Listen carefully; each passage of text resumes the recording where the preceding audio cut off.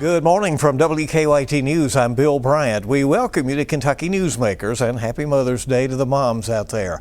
University of Kentucky President Dr. Eli Capilouto is with us today. Even as UK works to remain stable and the catalyst for health and educational improvements all across the state, changes at the federal and state level are forcing some changes on campus. There is an emerging new landscape in athletics as well that not everybody understands. UK has just proudly graduated its class of 2025, and the president and others are putting together the budget for the future. President Capilouto has led UK since 2011. He's about to start his 15th year as the university's 12th president. Mr. President, thank you. Appreciate you coming in. I appreciate the opportunity to be here. Always an exciting time when you've had graduation. We're taping this a little bit before that, but we know the crowds would come, and certainly it is a time of change and a proud time for parents and students who've made that achievement.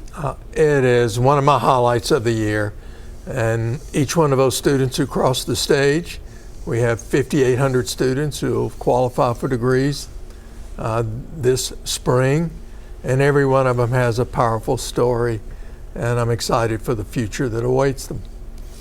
You have interesting times going on campus. You recently did a communication to the campus and beyond, in which you said everything we do is under scrutiny. You feel that these days? Yes, and certainly at the state level, there have been legislation passed, and there are federal directives that come out frequently, and they impact nearly everything we do: education, research, and potentially healthcare. There were signals last year that some of this was going to happen, and you went ahead and removed DEI initiatives and offices before the state legislature outlawed it and the Trump administration took its stance. In hindsight, was it good to be proactive in those areas in your view? I think so. We developed a line of communication, first of all, on our campus.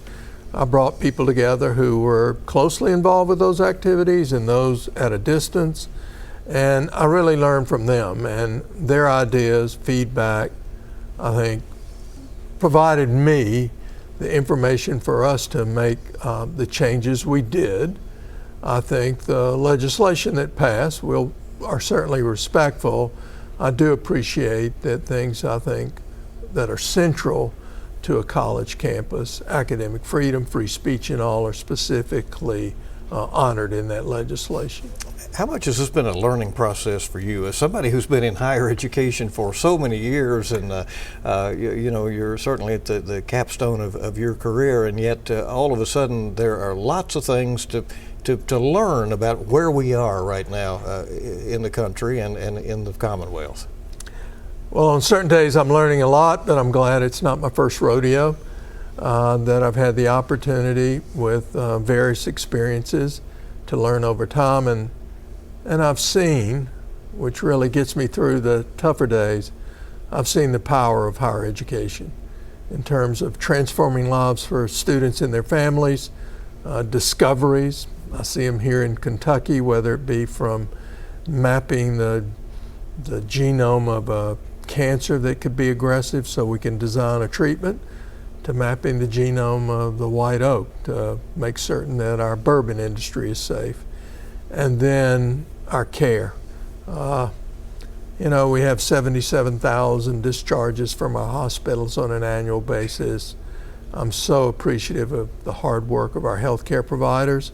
That number stood at 45,000, just 10 years ago. You have said that some decisions that you made caused pain and anger. Is that the price that is paid in a socially divided time? Well, I hope in some ways we can deepen our understanding. I hope people know that UK deeply cares. We had directives were pretty explicit about the graduation ceremonies we could have outside of the large commencement. We respected those because we believed we had to comply, but we want everybody to know that we're going to work to extend the welcoming spirit that we have at the University of Kentucky, respect for our differences, not abandon our commitment to more deeply understand them. You're putting together a budget. What are the primary sources for the flagship university? I know it is not certainly by any means all government funding, right? No, but it's a substantial amount. We have an $8.4 billion budget now. It was $2.7 billion when I arrived. We've certainly grown as an enterprise, largely in healthcare, the healthcare that we deliver, that only we can deliver, which is that care when you're most sick, complicated, complex care. So 2/3 of that $8.4 billion is in our healthcare enterprise. There's certainly Medicare and Medicaid payments that are part of that are central, but also private pay. We have some $500 million in external research to fuel discoveries, and then our tuition revenue. But the first dollar in, I always say, is the most important one and makes the rest happen, is over $300 million of state funds. How closely are you watching developments with Medicare, Medicaid, and so forth as part of the healthcare financial scenario? Very closely. Some of the proposals that have surfaced over the last few months could have great implications not only for the care that we provide, but there are 1.6 million Kentuckians covered by Medicaid alone. Some of the policy decisions being considered could have significant impact on the reimbursement for those services, not just for the University of Kentucky at all, but given we have so many Kentuckians covered through Medicaid, it would have implications for providers across the state, especially small rural hospitals. That worries us. How important is the research component at UK financially, and to the importance of the university, the mission of the university? I tell people what's so terrific about the research at the University of Kentucky is it shows we care about Kentuckians more than anybody ever will. If you look at the cancers we try to uncover, they're the ones that have the highest incidence and prevalence in Kentucky. If you look at our bourbon industry and see all the research we're doing there, that focuses on Kentucky. And then you look at what we do in the equine area. I mean, the vast majority of the vaccines used today on horses had their origins at the University of Kentucky. And why? Because we care about the things Kentuckians care about. And do you have to work to keep focus on that? Because somebody comes up with their proposal for research, do you sometimes say, well, that does not fit into our mission to help Kentucky?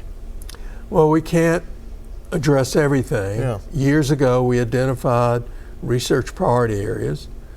They're the areas that most impact Kentucky, so we're in alignment there. It allows us to strategically focus. And then I trust a faculty that is enormously curious, that answers the questions of their day on behalf of their fellow Kentuckians.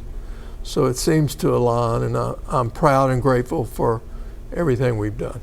Dr. Capilouto, you mentioned UK healthcare continuing to grow and expand, 77,000 discharges, I think you said. New clinics are going up off campus, and there are new initiatives on campus. Just kind of bring us up to date on the where we are, where UK healthcare is right now. There was the acquisition of the hospital in Ashland, right? Correct. We acquired the hospital in Ashland, King's Daughters. Last year we acquired St. Clair in Moorhead. We like to say no Kentuckian should have to leave home for the very best of care, no matter how sick they are, no matter how complex the treatment. Well, when we say close to home, we mean your front door. So through these partnerships, I think we're able to extend that commitment. I'll hopefully be traveling to Ashland this week, where we're going to cut the ribbon on a over $200 million expansion that they were able to undertake because of our partnership. They had an overflowing emergency department. They're going to be able to more efficiently and effectively treat people now. And they'll have additional ways to meet the demands in that area. So we have those, and then dozens of affiliates that are associated with our Marquis Cancer Center, our Guild Heart Institute, the diabetes work we do, stroke work we do. So through these partnerships across Kentucky, we're here to advance Kentucky and its health. It has to be just an ongoing and aggressive effort to try to keep workforce for the clinics and for the hospital here at UK, right? We do, and we've been quite serious and intentional about the way we want to make certain we have the qualified workforce. And part of that includes what we're able to expand in infrastructure. I want to thank the state. We have the Michael D. Rankin Health Education Building coming out of the ground now. We'll have 4 health colleges in that building. We can expand our enrollment, as we have done in medicine in particular, by open 4-year campuses in northern and western Kentucky.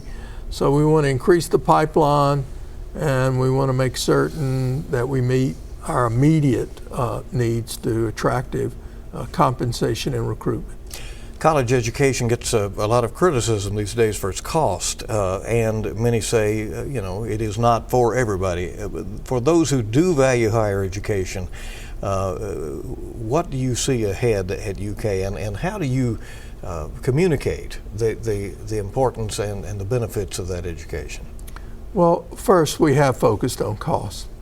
Over the last 4 to 8 years, our average increase is around 2%. We've increased the amount of financial aid. We still keep our doors open widest to Kentuckians with our enrollment growth. 25% of our Kentuckians are the first in their family to go to college. 25% come from families where their average annual income is $27,000. But we want those students to have that transformational experience, prepare them for a job, more importantly for a life of meaning and purpose. And whatever happens in that job market, I think consistently you see a higher return given the greater amounts of education you have, and meaning and purpose can be enhanced too. The federal government is now going to aggressively try to recoup student debt, and will UK, or does UK, counsel students about incurring that debt? Very, very much so. We have a holistic approach to managing your finances at the University of Kentucky. I'm proud to say that 50% of our students graduate with no debt, and those who do have debt, under that other 50%, it's probably $35,000, something that we think is manageable. So we certainly have undertaken a variety of programs, and it's not just managing your debt, it's starting to invest in your future. We introduced UK Invest. Every student at UK can open an investment account. They have to undertake financial literacy, financial management, investment courses, and then the things they do, which we know support student success, from advisor appointments to making fitness part of your routine and all. We'll make micro deposits in your investment account. It's your dollars you can take with you at any point. Fidelity is our partner here. You can invest in no load, no fee money market fund, mutual funds, or a money market fund. And we've had 60% of our freshman class invest in that. Very interesting. We're not giving financial advice, right? But you have that. All right, we're going to take a break in just a moment. I want to hear about this new landscape for athletics that I think everybody's sort of trying to understand these days. We are with UK President Dr. Eli Capilouto on Kentucky Newsmakers, and we'll be right back.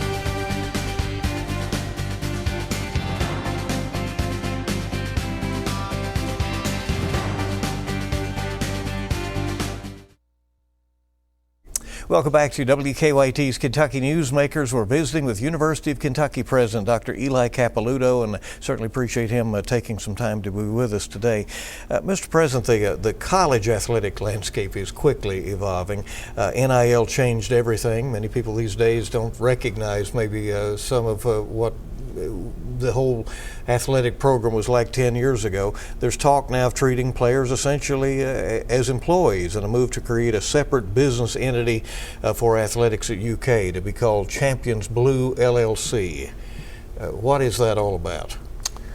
Well, college athletics, basically respecting court decisions involving antitrust, we were asked to become more competitive in terms of the opportunities students may have.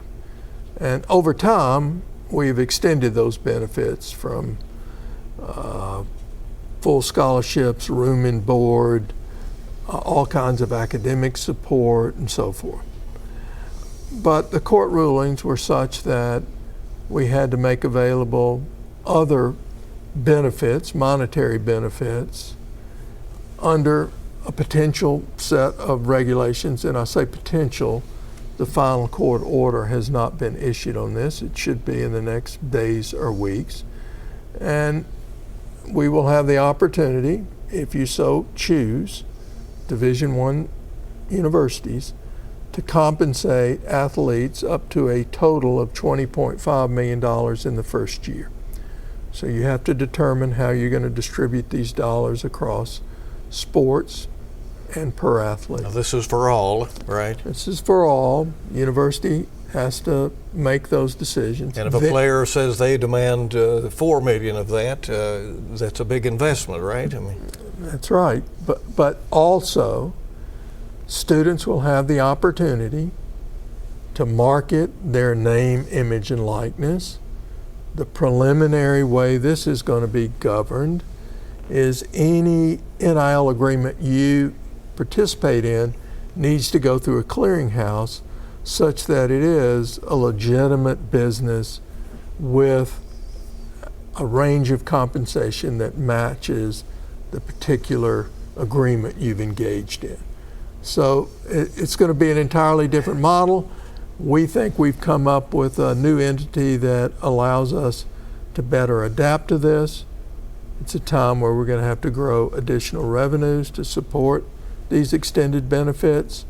We think we have an entity, it's novel, similar to what we've done in healthcare, but I think makes us more flexible and nimble. All right, so will the employees of Champions Blue LLC receive employee benefits similar to the university?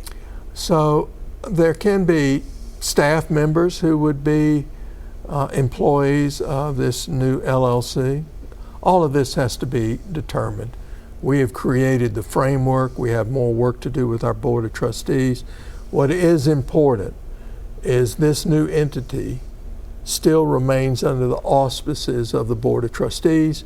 Any agreements we enter, for instance, capital projects and all, ultimately are approved by our Board of Trustees. So do university rules, such as academic rules, apply to these students who are these players who essentially are employees of this entity? Of course. They have performance standards they have to meet that can still be under the NCAA requirements and regulations. So no, they don't get to embark upon what they think may be the best in terms of academic performance. They have to meet standards. So UK went first with this. Does it feel a little bit like being on the razor's edge here to be creating this entity and going this direction? Not entirely, because it's something we have used as we partnered and acquired hospitals, so we have familiarity with the model. We've had many universities reach out to us since we announced it, who find this approach to be, interesting and potentially applicable to what they're facing. Is the university an investor in this LLC, or is it? You said they're answerable to the board, right? Right. Our university, in a way, has invested in all facets of the University of Kentucky, from building a hospital to additions and remodeling of Kroger Field to new academic spaces, residence halls. All of these have been an investment in our future. All right, as you put that budget together for next year, do you foresee that, is it a good budget, a lean budget? Do you have some new things in there? Anything you're prepared to tell us about? We have more work to do. No big surprises in terms of our revenue streams and all. Some of the potential revenue streams when it comes to Medicaid or research funding, we have to take a closer look. I am pleased to see that more and more students and families are making the University of Kentucky their first choice, especially for undergraduate education. How do you keep your graduates, and you have brand new graduates this weekend, engaged in what's happening on campus and interested in the future of the university? I think we do it in a macro and a micro sense. We are high tech and high touch, and the appreciation and respect I have for committed staff. These are employees, many have worked for us for decades, and our faculty who want to see our students succeed, want to see our state advance, want a healthier, wealthier, wiser Kentucky. It's a pretty inspiring place to be every day. Dr. Capilouto, I appreciate you coming by. Thank you very much, as always. Thank you. All right, we'll be back. We'll wrap up Kentucky Newsmakers in just a moment. Good night.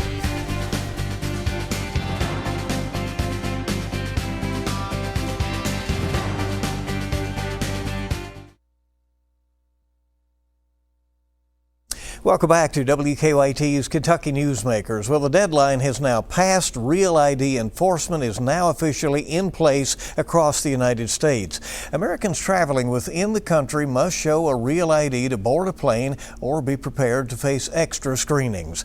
The requirement took effect 20 years after Congress passed the Real ID Act to prevent fraud in the wake of the 9/11 attacks, meaning that Americans 18 years and older now need to show a real ID with a gold or black star in the corner to fly domestically. The TSA is encouraging passengers who are not Real ID compliant to show up earlier than usual for additional screening. They will take you to a secondary line where there's an additional form to fill out, as well as additional forms of identification that they will ask you about. The Department of Homeland Security says most travelers won't notice a difference at the airports because 81% of travelers are already Real ID compliant. Besides serving as a valid form of identification to fly domestically, people also need a Real ID to access certain federal buildings and facilities. And travelers heading to Bluegrass Airport faced the first day of Real ID requirements this past week. TSA says that only 19% of people showing up at airports don't have a Real ID. In Kentucky, though, that's about 30% of travelers. WKYT's Lucy Cole talked to travelers to see if they were prepared for the deadline. Big question of the day, do you have your Real ID or not? I do, yep. I do. He's got his passport. I do not have the Real ID. I do. My dad actually has it. Yes, we do. We have had our Real ID for a long time, for many years. These are some of the first travelers making their way through brand new security measures being enforced by the federal government for the first time today. A standard ID won't cut it anymore. To board domestic flights, you need a Real ID. My feeling is that more than the airports are going to be requiring it in more places. TSA says the updated identification is for enhanced security purposes. Without one, you can still fly, but only with a passport or a military ID. Those options will take longer to verify. Real ID is a lot easier. I don't have to worry about losing my passport. I feel like that's definitely a big deal if you do that. Some are using that loophole to skip the trip to the driver's licensing office. I'd rather prefer using a passport because it covers all genres versus just having a Real ID where it just covers our country. Many people say they have it to avoid the lines, but fear people who don't will cause headache for everyone. That's my biggest fear, is the lines getting really long from people that don't have it and having to go through the extra verification. The most important thing to remember is for flyers to come here prepared. Hi! whether that's with your patience pack to stand in longer lines or with your real ID in hand. Get one. They're serious now, I think, yeah. And you can still get a real ID if you don't have one by going to drive.ky.gov and finding the closest location to get one. Make sure to bring your current ID or birth certificate, social security card, and proof of residency to get approved for one. And a quick reminder, a real ID will cost a little more than a standard ID. It costs $24 for a real ID that's valid for 4 years and $48 for one that's valid for 8 years. Last month we talked with Kentucky Senator Jimmy Higdon on Kentucky Newsmakers about the upcoming Real ID enforcement. Senator said that one of the several lawmakers to call for a delay of the Real ID deadline because he was concerned about the number of Kentuckians who already had the IDs. And we checked back with Senator Higdon this last week now that the Real ID is official. My main concern was that they did a full enforcement today, May the 7th, and if you didn't have a Real ID, you could not fly. That was my biggest concern because, as you know, we've had long lines and lack of appointments because of that last-minute rush to get Real ID. So that was my concern, and so that concern's been alleviated. It's been addressed.